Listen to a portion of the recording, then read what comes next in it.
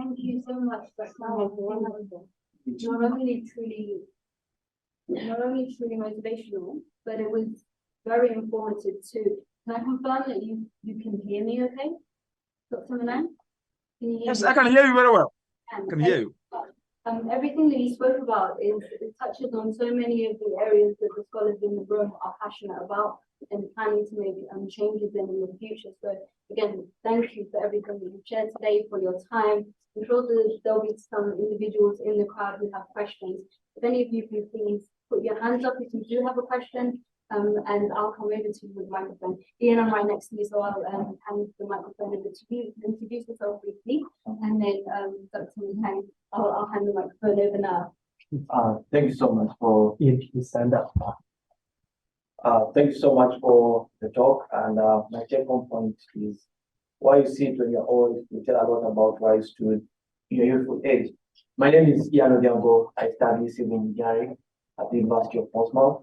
And in addition to that, I'm also founder of the a startup in Kenya that deals in value addition and curbing post-harvest losses. So yes, you have talked about youth being part of the solution, because if they're not, then they'll be part of the problem. But we have to also look at the problems about regulations, especially in our African context.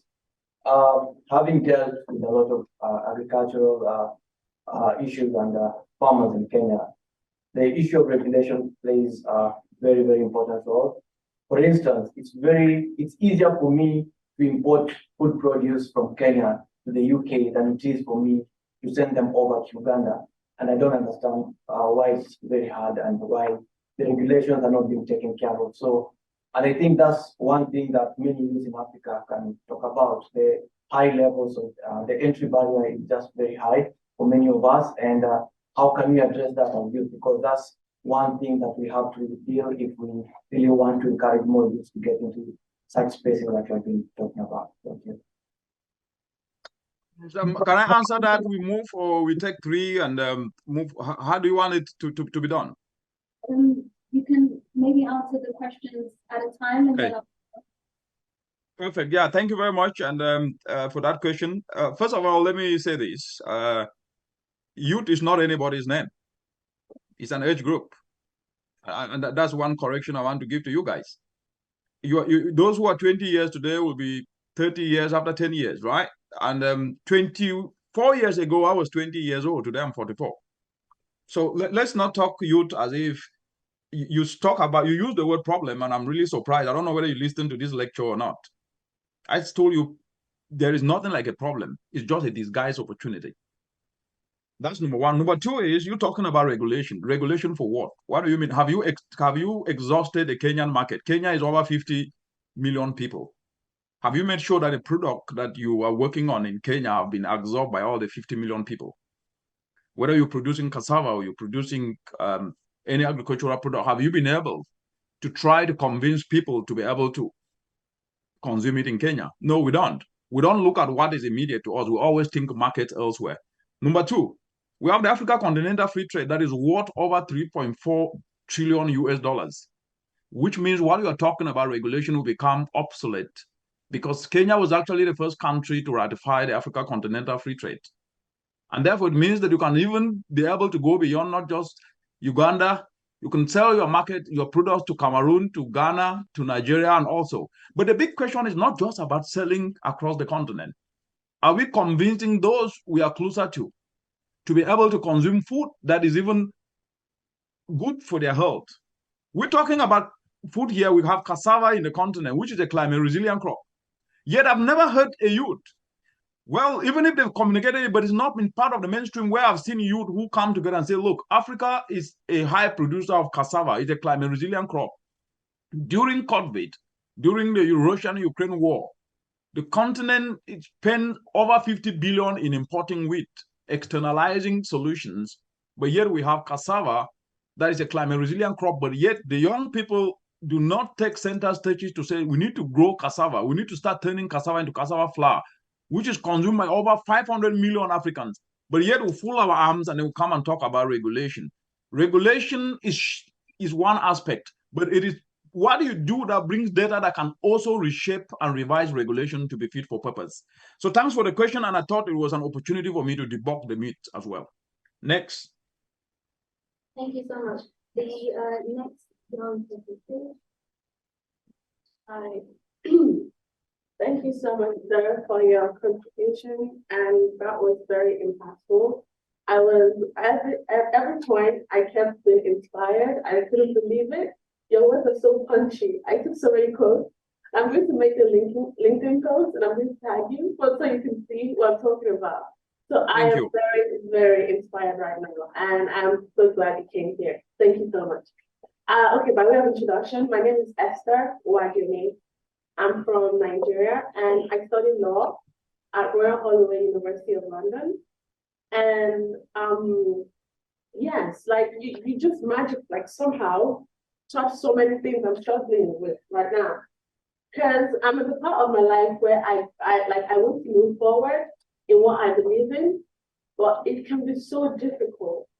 And I get so discouraged. Like sometimes I kind of doubt myself because I'm normally like I feel I'm an intelligent person, but I feel like I'm trying to move against the waves and it's impossible.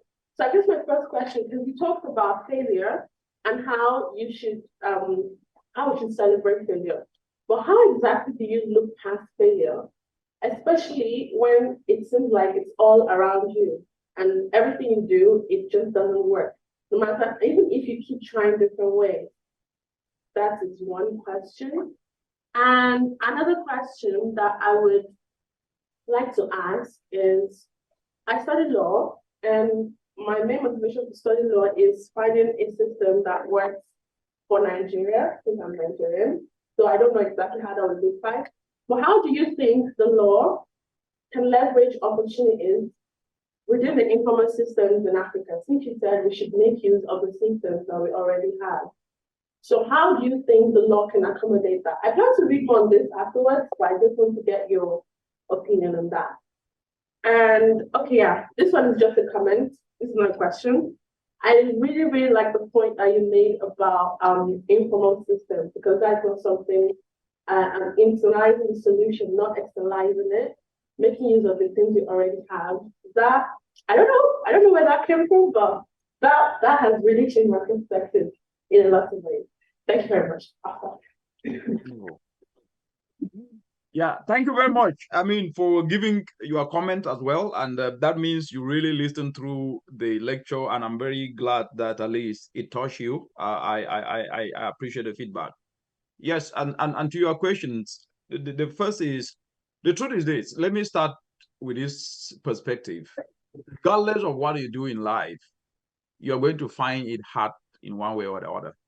Because you see, before I really get to the real answer of your question, the truth is, what I said in this speech, if you notice, one thing I did throughout the entire speech was to deconstruct the myths around us thinking that life is a place of ease or celebration. That's the construct in which we've been put. Is a lie.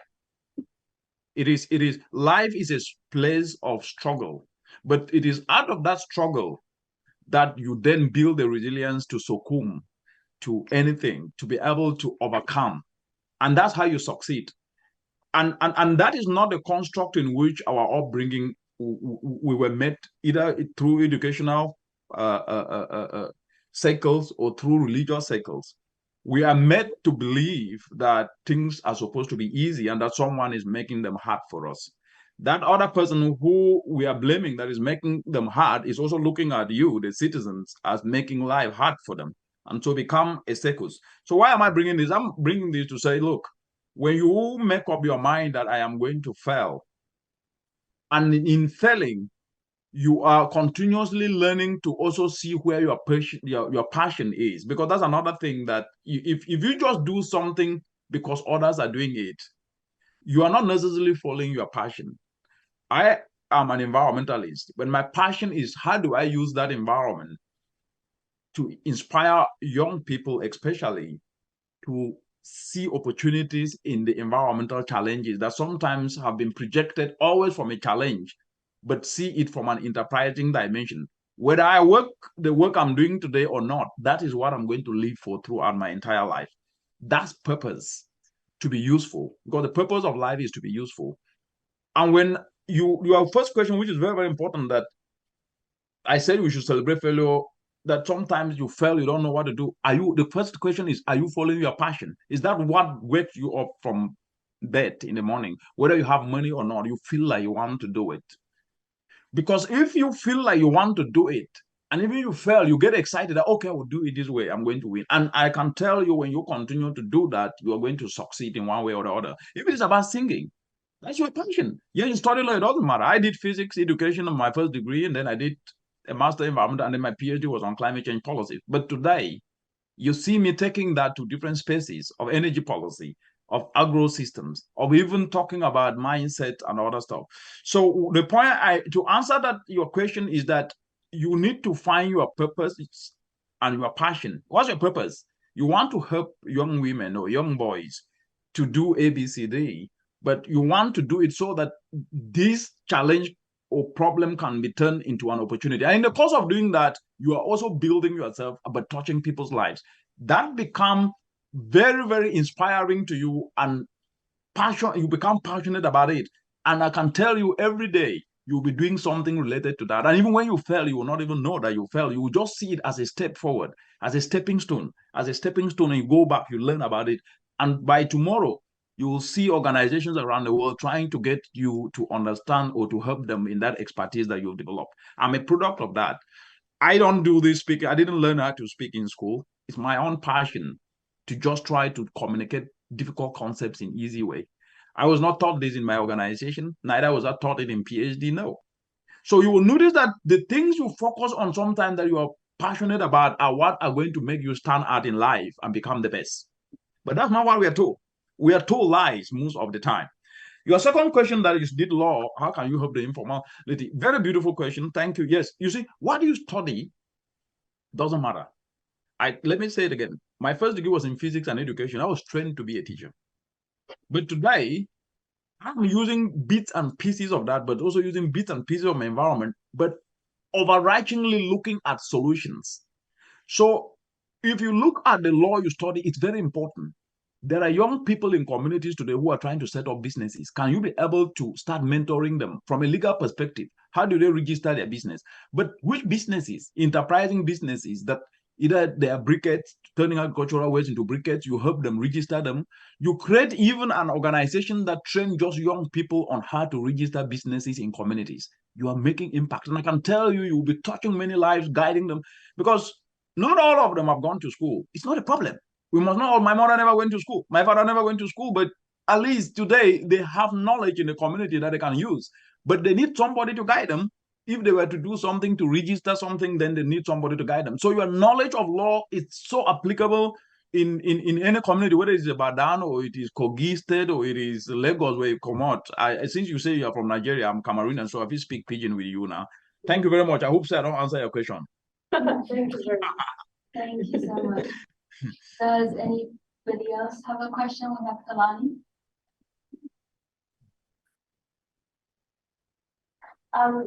Hi, my name is Shalini. I come from Lesotho. Like Esther, I study law, but I study at the University of Edinburgh. I think you got my attention when you said if we have a different way of thinking, or if we have different ideas about what development should be, then it might not work as well as we want it to. To me, it sounded like you were alluding to thinking more or less the same and being much more united in Africa. And I'd like to ask you this question,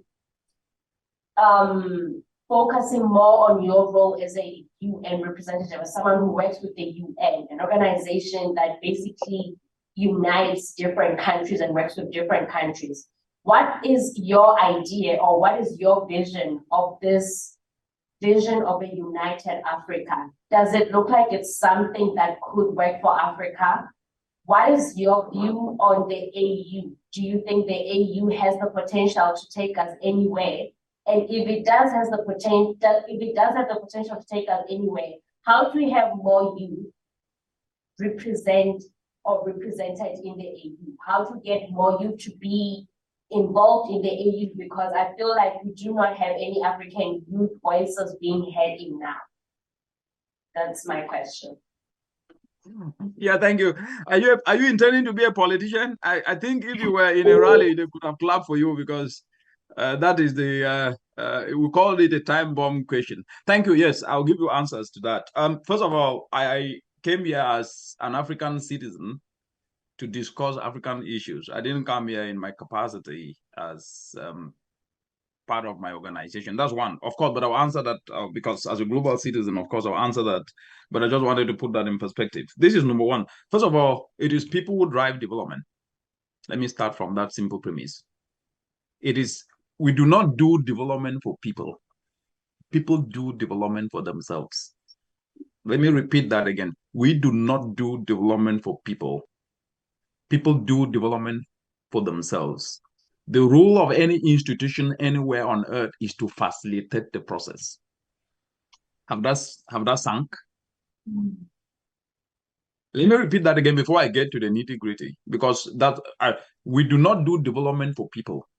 No institution or organization anywhere does development for people. People do development for themselves. The role of you and me and any other institution is to facilitate the process, and to facilitate the process building on the realities and contextual realities of both country, region, and the globe. If we miss that, then we're imposing. If you as an individual get to a community and don't want to understand what is working and what is not working, and you think you can just come in and start telling the world that the mothers don't have electricity. Yes, they don't have electricity, but they also have other things. You miss to tell the truth of what they have instead of telling the truth of what they have and the gap we need to close, then you are part of the problem. Because before you would have lived there, before you would have gave birth to others and gave birth to us, how did they survive? That survival mechanism is what we must tap as a strength and then close the gap. If we come in and say, oh, they are very poor, what is the definition of poverty? They are breathing fresh air. They tap water from springs, clean drinking water. They do not pay rent and they have no credit cards. Who is poorer? The one with credit cards, breathing air that is not clean, or the mother in the village? Of course, the mother have a challenge that she grow her crops, she lose them because she does not have storage system or preservation system. That's a gap. You should then not project that gap and say this high can be filled. Why I decided to take down that part before I come to the specifics of your question is because the development is not a one-size-fits-all. And development is generally about narrative. And Africa's narrative when it comes to development have never been determined by Africans. And that's why I in my presentation, I focus a lot on narrative. And I said, are you a historian? Are you the one who is telling the story of Africa as it is? Or you are the hunter that is telling the story about the lion?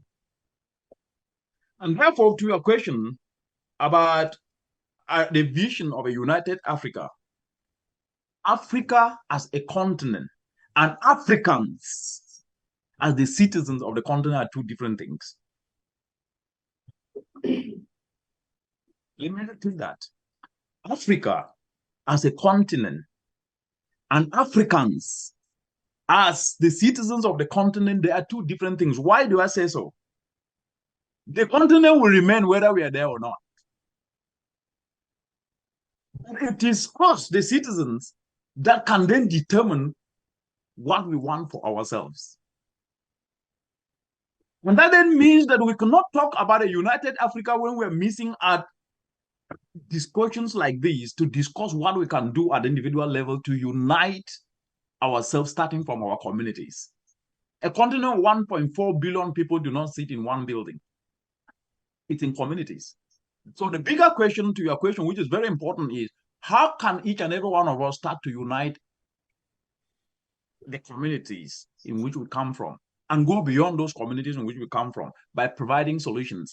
You will not unite a continent when people go to bed hungry. Who's going to provide the solutions? You and me.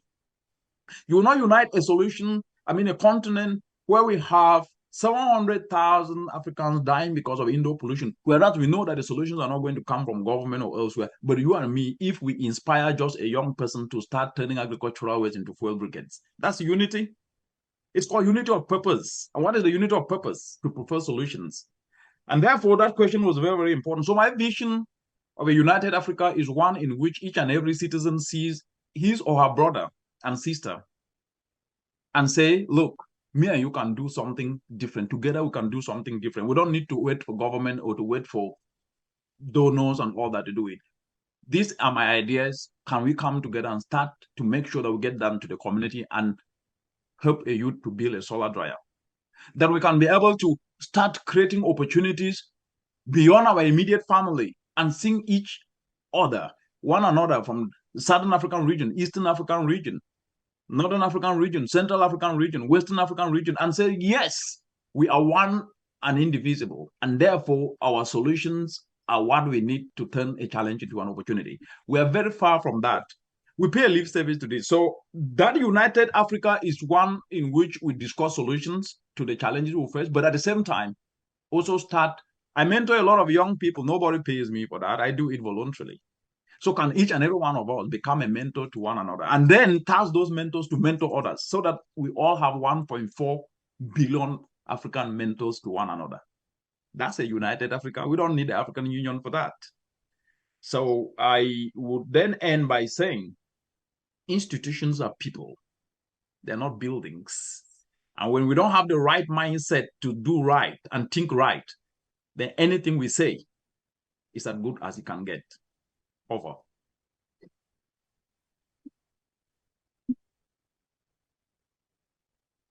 Thank you so much, Dr. Manang. And I know we've gone over the time, and bless you, you've thankfully stayed over. We do have one more question if you have a moment, but of course, if not, we're happy to stop here. Do you have the time for one more question? Dr. Manang? Yes, please. Don't anybody who have a question through it. I am here. You guys might not be able to meet me again, but I am on LinkedIn and Twitter. You can follow. But for now, use the opportunity, as they say. Never miss an opportunity when it presents itself. Okay, thank you so much. I'll pass you over to our next speaker. Hi, my name is Maria Ijalo. I am from the Gambia. I'm doing global health and social medicine at King's College. Thank you so much for this topic. It's been inspiring. When you were talking, one thing really stood out to me, that is the narrative. And in my course, we talk about a lot how the narratives of people control what kind of interventions they have in health. And you were talking about the current African narratives and what it means and how we bring out all the narratives. I just wanted to, I understand as in your position, you must be well aware of, the structures and powers controlling who has control over the narrative. And so I wanted to ask you, how do you think we as youths can break through those structures? Because I do understand that there are structures controlling whose narrative is heard most. There are Africans trying to tell African story in the most beautiful way, trying to tell. It's not going far. We're not hearing about it. We're not understanding it. This is my. It's a climate resilient crop. I haven't even known that cassava was a means of living. I don't know about that. And who is controlling the narratives that we get from when we are young through our education system, through our interaction, and how do we as young people break through those structures to be able to tell our story? Because we do want to tell our stories, but there are barriers. Thank you, sir.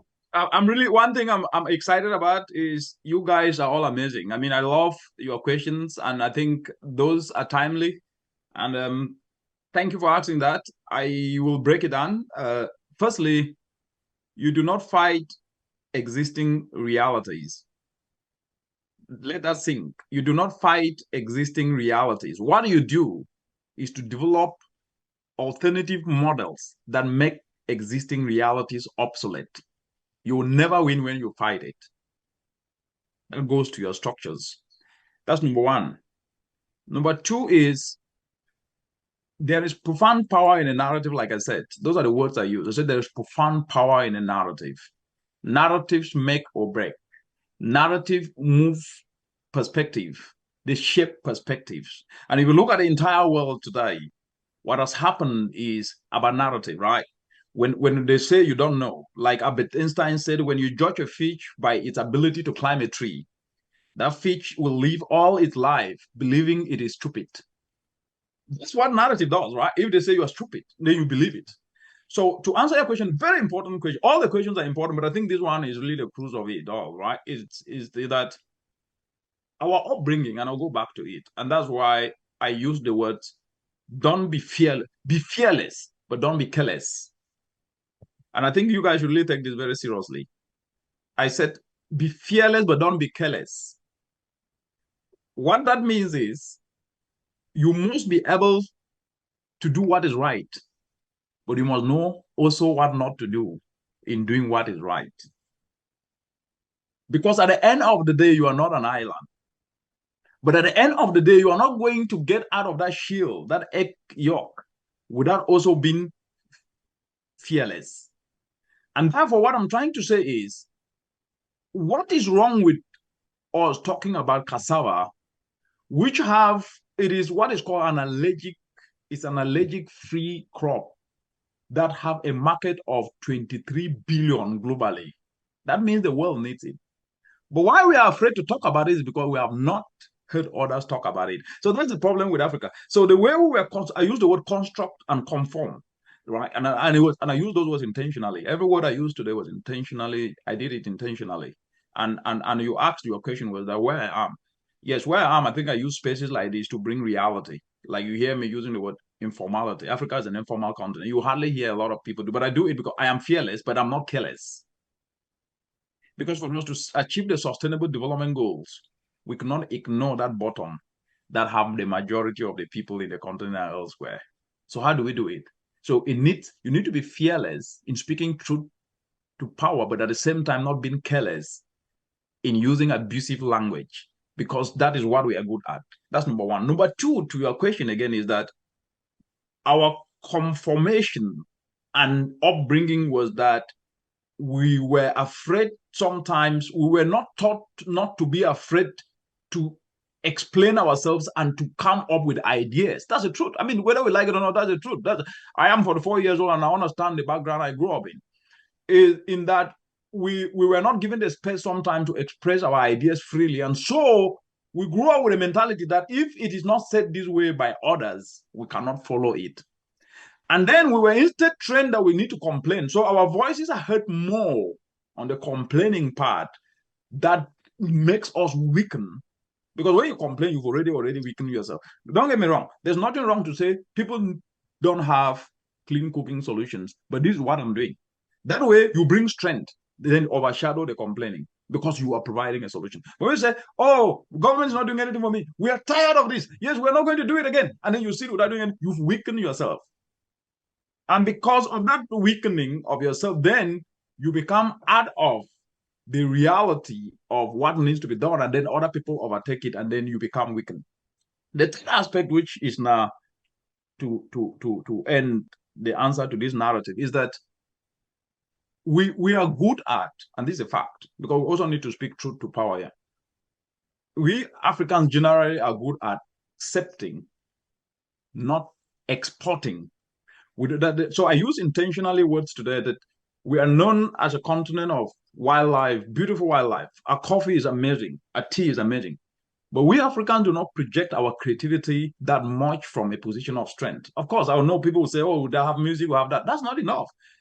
I'm talking creativity, even in terms of our resilience and reimagination and creativity link back to what we have unique, right? So you see me wearing a kitenge, as they call it, right? I still wear suits, but I wear kitenge to project what? I'm proud of my African culture. But how many of us sometimes are proud of? We shy away from it, right? So when you don't project that pride from strength, the resilience, the creativity, the ingenuity, sometimes we want to hear what Mark Zuckerberg has done to relate with it so that at least we can feel that we are more superior. Don't get me wrong. I'm being politically correct here. I'm trying to pass a point, so don't get me wrong. What I'm trying to, how about that youth in your community who doesn't speak English, that have also developed something, you project it to the world from the position of pride, unapologetically proud of that young man who have used local material to develop ABCD. And to the world, that should be pride. It must not be the way it's done in Europe or in America. That we are not yet there.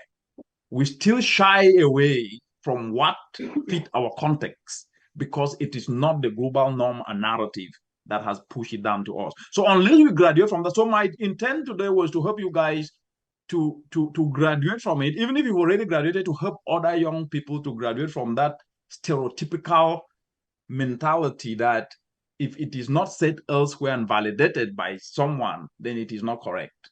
No, but I want you to move to the dimension that it doesn't need to be validated because it is what we know and it is what is right for the continent. We will put it in every species. You will not hear me speak anywhere and not talk about Africa's informality, but you will not hear others talk about it. But I will not wait to hear others talk about it because I know it's the right thing to do. You now see fearlessness, but not careless because it's the only best way we can be able to solve our challenges by getting down to make sure those at the bottom can be lifted up. Over. Thank you so much.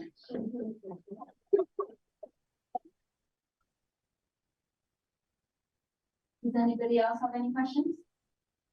Okay, we have another scholarship.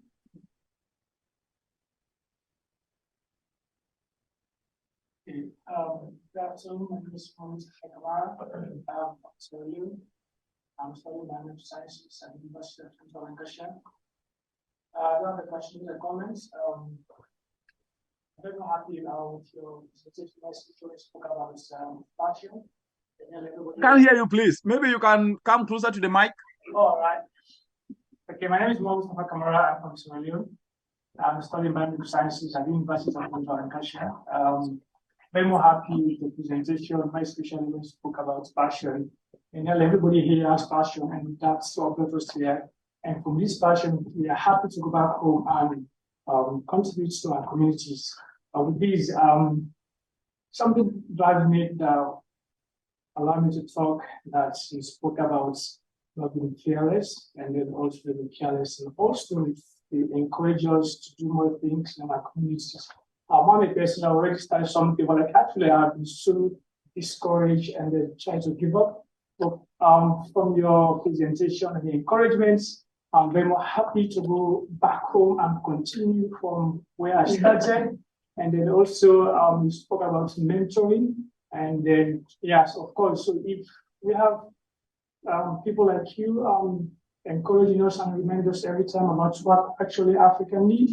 Most time we blaming Africa, we blame leaders and stuff. But if we, as all of us as scholars here, we are representing each and every country in the continent, and we go back on with positivity. I think, or the narrative that's being spoke about here today, that these are the barriers. I think we go back home, we can change them. So very much happy and to continue to work. And also thank you very much for your presentation, and I wish you all the best. Thank you. Thank you. Yeah, thank you so much. I mean, I am very, very excited. As I said, you guys, from your questions, I can all say that at least these have been a very successful discussion. But at the same time, also from your comments, I am very, very impressed. But what I want to leave you guys with is this, please. You regardless of where you come from, you don't need to be rich to be best. Let me repeat that. You don't need to be rich to be best. Your riches should be the number of young people you have inspired. You don't need to have money to inspire the young person. All you need is to make them to self-believe. And to make people to self-believe is to speak truth and explain to them what is truth. Like I said today, you need to fail. If you don't fail, you cannot learn. This is not necessarily something that people encourage us. They tell us about you have to be successful, you have to be this. But to be successful doesn't necessarily mean that you need to have everything. But always remember this other aspect that people look up for solutions, but they might not be telling you. And when you start something, people might not appreciate it immediately. But they may be looking up to you, but without you knowing that people are looking up to you. And therefore, always be your best version. Give your best.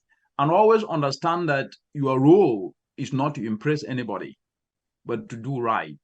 And by doing right, one day, someone will always tell you or come to tell you that what you did a year ago helped him or her to become better. So be your best version. Thank you.